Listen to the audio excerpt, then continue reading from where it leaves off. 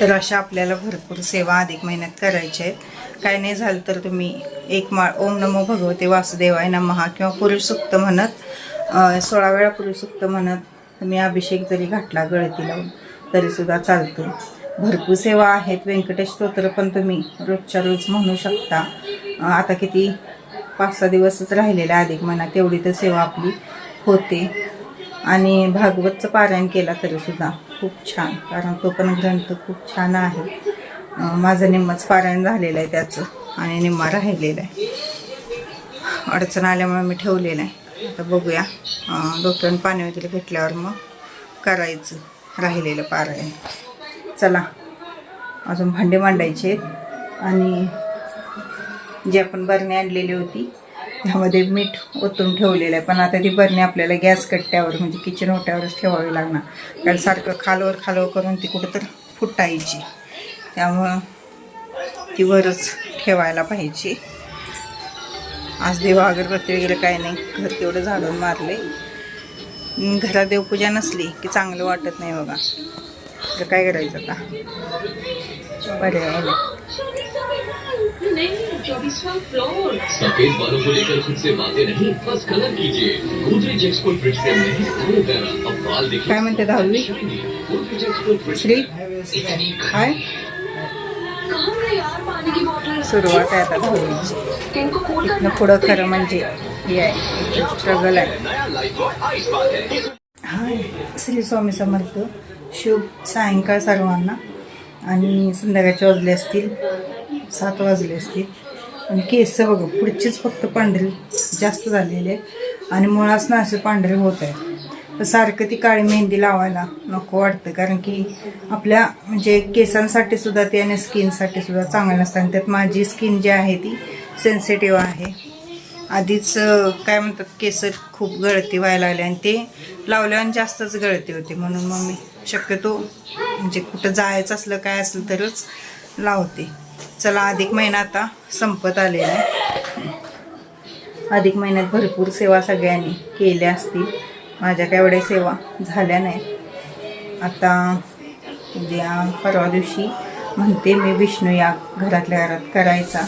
बघूया आता, म्हणजे शेवटी देवाची इच्छा म्हणायची, कारण की त्यांची इच्छा असल्याशिवाय पण आपल्याकडनं ती सेवा होत नाही. विष्णू याग करायचं आहे, 5 सत्यनारायण करायचे होते, पण एकच सत्यनारायण माझ्या तर हातनं झालेलं आहे. बघूया आता काय होते ते. या महिन्यात खरं म्हणजे बाळकृष्णांना महिनाभर अभिषेक घालायचा असतो, पण तो काय झालाच नाही. माझा निम्मा महिना तिकडेच गेला. आणि जमलं तर 1000 जी तुळशीची पानं असतात बघा ती वाहायची असतात. म्हणजे विष्णूंची जी 1000 नावे आहेत ती घेत आपण 1000 तुळशीपत्र विष्णूंना म्हणजे बाळकृष्णाला वाहायचं असतं. तर आता बघूया, जर मिळाली तुळस. आता किती तारखेपर्यंत, 15 तारखेपर्यंत आहे अधिक महिना. 15 तारखेपर्यंत जर मिळाली तुळशीची वगैरे पानं, तर तेवढी पानं मिळाली तर आणायची आणि मग सेवा करायची. इच्छा तर खूप आहे सगळं करायची. तुळस तर आमच्याजवळ एक पानसुद्धा नाही आहे. आता जे काय आहे ते बाहेरनं आणणंच करावं लागणार आहे, पण करणार जर मिळाली तर. आणि नाही मिळाली तरी पण 2 पानं मिळवून देत, पण तीच घालत 1000 नावं म्हणायची आणि हे करायचं. आणि ज्यांना 1000 नावं म्हणणं शक्य नाही त्यांनी ओम नमो भगवते वासुदेवाय नमः या मंत्राचा जप केला तरीसुद्धा 1000 वेळा चालेल. कुणाला तर म्हणजे माळ पकडून ठेवायला लावायचे आणि आपण हे करायचं, ओम नमो भगवते वासुदेवाय नमः म्हणत हे करायचं. परत 3 दिवसाचं आपण ह्याचं व्यंकटेश स्तोत्राचं अनुष्ठान करू शकतो. म्हणजे रोज 21 वेळा व्यंकटेश स्तोत्र म्हणायचं, असं 3 वेळा म्हणायचं. तर हे टायमिंग होतं सकाळी वाजलेली 7, 7:15 वाजलेले होते त्यावेळेचं हे टायमिंग होतं. बाहेरच्या खोलीतलं आधी सगळं व्यवस्थित बेडशीट वगैरे सगळी अंतरून घेतली आणि बेडशीट मेन म्हणजे धुवायला काढली. कारण की खूप म्हणजे जे लोडचे कवर वगैरे होते ते सगळे घाण झालेले होते. आणि जे मी आता अंतरलेलं कापड आहे ते मला दादाने दिलेलं आहे, तर मी त्याचं बेडशीट म्हणून वापर करत आहे. आणि बाहेरचं तिथलं लोटून काढलं आणि मग हे जे कॅन आहेत हे तिथं आता ठेवणार आहे. ही रोजची कसरत माझी आता झालेली आहे. असं कुणाकुणाचं होतं नक्की सांगा, बाहेर न उचलायचं आतनं ठेवायचं, कारण ज्यांची घरं लहान आहेत, जागा नाही, त्यांना हाच प्रॉब्लेम असतो. रोजची उठा ठेव असते बघा, ती कॅन एक ठेवायची, महापुरंग घालायचं, मग झोपायचं, कारण पायलाम करताच येत नाही कॅन ठेवल्यामुळे. म्हणजे पसारा कुठला करावा, काय घ्यावं, तर एक डोक्याला तापाय नाही घेतलं तर ठेवायचं कशात, हा प्रॉब्लेम होतो. घेतले पण हा प्रॉब्लेम आहे बघा, की रोज इकडं आणून ठेवायचं, परत इकडून ठेवायचं.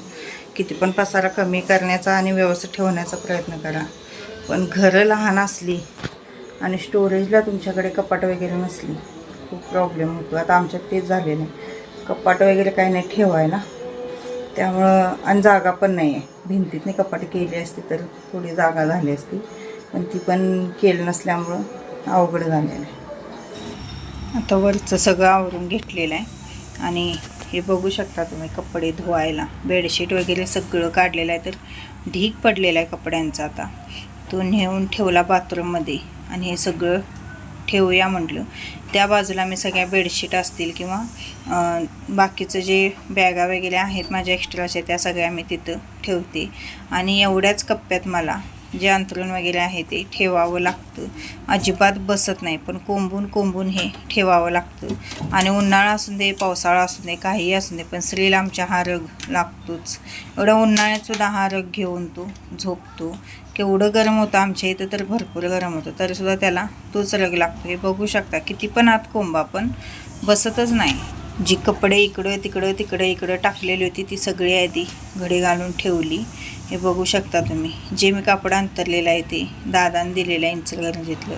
आणि आता पूर्ण घर मी सगळं लोटून घेणार आहे. एक खोल्या मी लोटून घेते शक्यतो, कारण की ज्या त्या खोलीतलं जिथं तिथं गोळा केलं की बरं असतं. आता पंखा आधी बंद केला, कारण पंखा चालू असला की केस वगैरे जे असतात ती सगळी इकडं तिकडं खाली वगैरे जातात लोटताना, त्यामुळे पंखा आधी बंद केला. आणि घरात स्टोरेजला जर तुमच्या काय नसेल तर खूप प्रॉब्लेम होतो. पसारा कुठं ठेवायचा, काय ठेवायचा, कसा ठेवायचा, हा खूप प्रॉब्लेम होतो. आणि कुठली पण वस्तू घ्यावी तर एक प्रॉब्लेम आहे, नाही घ्यावी तर एक प्रॉब्लेम आहे.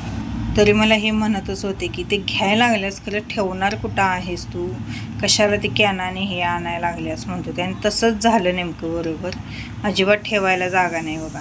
आता इथं दिवसभर इथं असतात, संध्याकाळी झोपताना बाहेर जागा होत नाही म्हणायचं आणि सगळं गोळा करायचं, परत आतून ठेवायचं. पण एकसारखे सगळे सांडगे पापडे एका ठिकाणी राहतील म्हणून त्या हिशोबाने मी ती कॅन घेतलेले आहेत. आता आले मी देवघराच्या खोलीत. आता इथं जी कपडे पडलेले आहेत ती आधी घडी घालून घेते.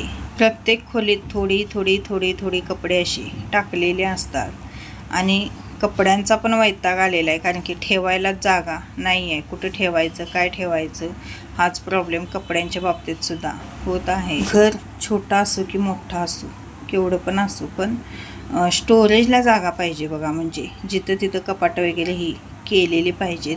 आणि दुधाची किटली मी काल घासून डब मारून ठेवलेली, तरी पण त्यातनं वास येत होता, म्हणून म्हटलं थोडेसे उघडेच ठेवूया, कारण दुधाच्या भांड्याचा हा वास येतोच बघा.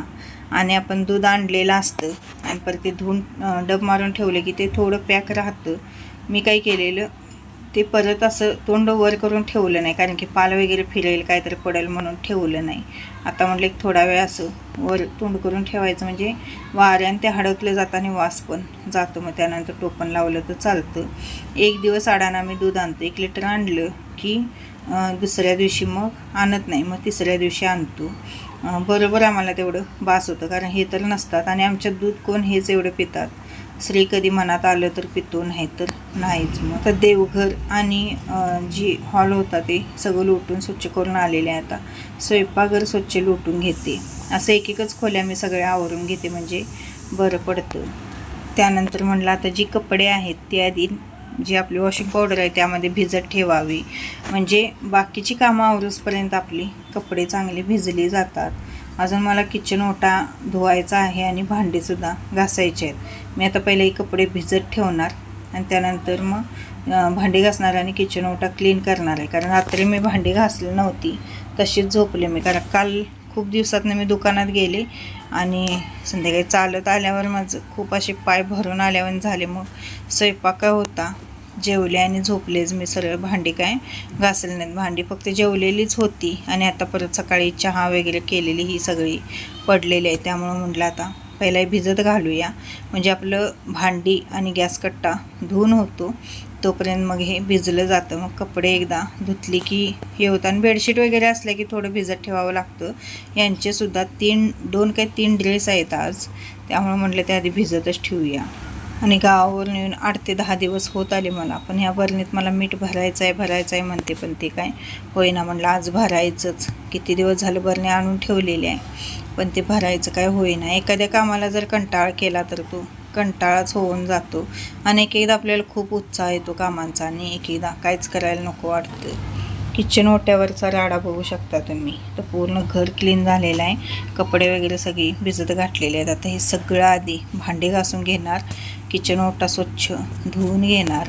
कारण त्याशिवाय स्वयंपाकाला म्हणजे आपल्याला इथं खूप अडचण असं होतं. स्वयंपाक करायला पण काय सुचत नाही. मग सगळं क्लीन स्वच्छ असलं की आपल्याला स्वयंपाक करायला पण बरं वाटतं. स्वयंपाक आहे वांग्याची भाजी आणि भाकरी बनवणार आहे आज. मेन म्हणजे चपात्या खाऊन खूप कंटाळा आलेला आहे.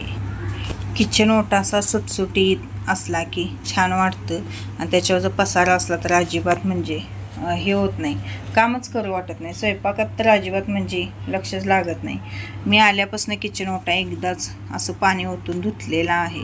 कारण पाणी ओतून धुतला की जे गॅसचे बर्नर आहे ते व्यवस्थित पेटतच नाहीत, म्हणून मी शक्यतो पाणी ओतून धुवायला बघत नाही. पण आज खूपच असा राडा झालेला, त्यामुळे म्हटलं आज पाणी ओतूनच धुवायला पाहिजे. आणि तोपर्यंत हे आलेले, यांना भूक लागलेली. त्यांना थोडंसं बनाना म्हणजे केळं होती तर केळाचं मग ज्यूस बनवून दिला, ते पिले आणि गेले. म्हटले स्वयंपाक लवकर बनव. म्हटलं आता सगळं आवरलेलं आहे माझं, कपडे तेवढे धुवून येणार आणि मग स्वयंपाक करणार आहे. 4-5 भाकरी बनवायच्या आणि परत वांग्याची भाजी बनवायची. आणि पिंप वगैरे सगळा घासून आज मी भरलेला आहे. वल्लं खोबरं होतं, आपण बाळूमामाला जे गेलेलं ते खोबरं होतं. खोबरं, परत कोथिंबीर, लसूण आणि कांदा हे सगळं टाकलेलं आहे. आणि तेलात आता व्यवस्थित भाजून घ्यायचं. आणि त्यानंतर आपले जे बेसिक मसाले आहेत ते घालायचे. बेसिक मसाले म्हणजे आपलं जे लाल तिखट, हळद, हिंग, हेच, दुसरं काय घालणार नाही मी. हे पहा, हळद घातलेली, थोडासा हिंग घालते. हिंगाला मुद्दाम मी असं थोडंसंच होल पाडलेलं आहे, जेणेकरून आपण असं केलं की थोडंसं पडतं, म्हणजे चमचा वगैरे वापरावा लागत नाही. व्यवस्थित भाजून घ्यायचं तेलात, गॅस बारीकच ठेवायचा. त्यानंतर आपलं घरचं लाल तिखट, तसं भरलेलं वांगं होतं बघा, त्या पद्धतीनेच हे वांगं होतं. तर चटणी व्यवस्थित तेलात भाजून घ्यायची. तेल सुटूसपर्यंत चटणी मात्र व्यवस्थित भाजून घ्यायची. मसाल्यात सगळा मसाला, चटणी व्यवस्थित तेल सुटूसपर्यंत भाजून घ्यायची.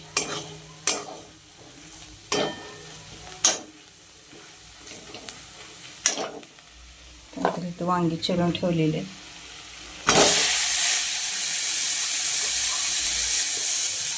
पाण्यातनं वांगी आणलेली मी बाजारातून. आणि बाळूमामाला गेलेलं त्या पाण्यामध्ये बाजार होता तिथे. भाजीला काय नव्हतं म्हणलं, थोडी भाजी आणली. थोडी म्हणजे तरी 150 रुपयाची भाजी आणली. खूप महाग आहे भाजी. वांगी झाली 50 रुपयाची.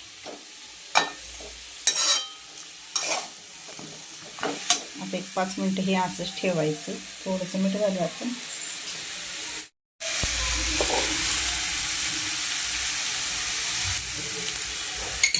मीठ घातलेलं आहे, व्यवस्थित हलवून घेऊया आणि 5 मिनटं असंच ठेवायचं. त्यानंतर मग आपण पाणी ॲड करायचं. त्यामध्ये हे मसाल्याचं पाणी,